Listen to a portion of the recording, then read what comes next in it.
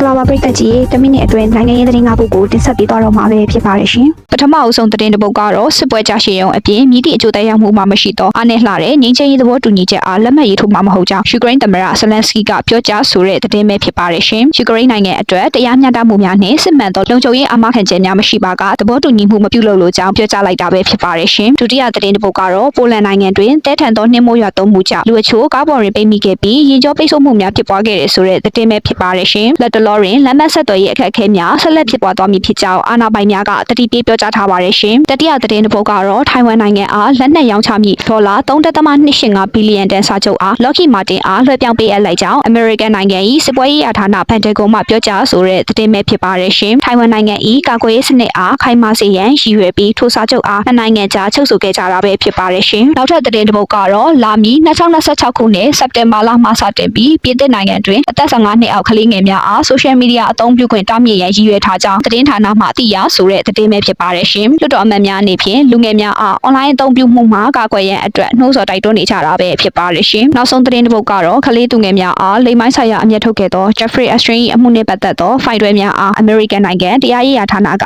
ပြန်လည်ဆန်းစစ်နေပြီဆိုတဲ့သတင်းပဲဖြစ်ပါတယ်ရှင်ပြည်သူများကြားနာမည်ကြီးနေသောအမှုဖြစ်တာနဲ့အညီတပ်တွေများအားတေချာစစ်ဆေးနေကြတာပဲဖြစ်ပါတယ်ရှင်အဆုံးထိကြည့်ရှုပေးခဲ့တဲ့အတွက်ကျေးဇူးတင်ပါတယ်ရှင်